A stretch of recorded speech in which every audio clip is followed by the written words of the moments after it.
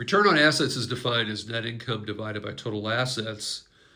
And when you have more assets in your business, you have more at risk. So what's the trade-off here? Well, one of the trade-offs could be accounts receivable turnover, which is defined as net credit sales divided by average accounts receivable. The thought here being that if you can be in a business where you can generate lots of sales with very little receivables, big turnover in cash, getting cash back in the door, taking more risk by investing more assets can make financial sense. So the example here is American Express Platinum Card, which is their high-end card that now has an $895 annual fee, which seems outrageous.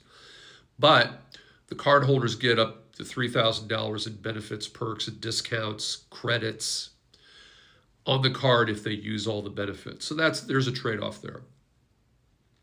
One thing American Express is doing is they're spending a lot of money, millions of dollars on airport lounges. So you've seen these in airports. There are airports all over the world.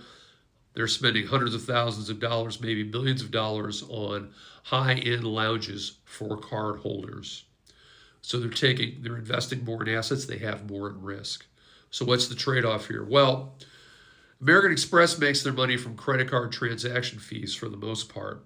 So let's take a simple example. Let's assume that a consumer spends $10,000 on their credit card a month. They pay 1.5% in transaction fees.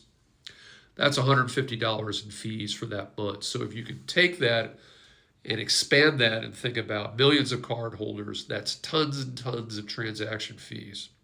But here's the great thing. Wealthy people, by definition, are paying off their credit card balances right away. So even though we have lots of sales, we have very, very low receivables and very low risk of loan loss because we're marketing to wealthy people who, by definition, can pay off their credit cards. So the idea here is that American Express generates more and more and more and more transaction fees from wealthy people who use their cards more. That's more revenue.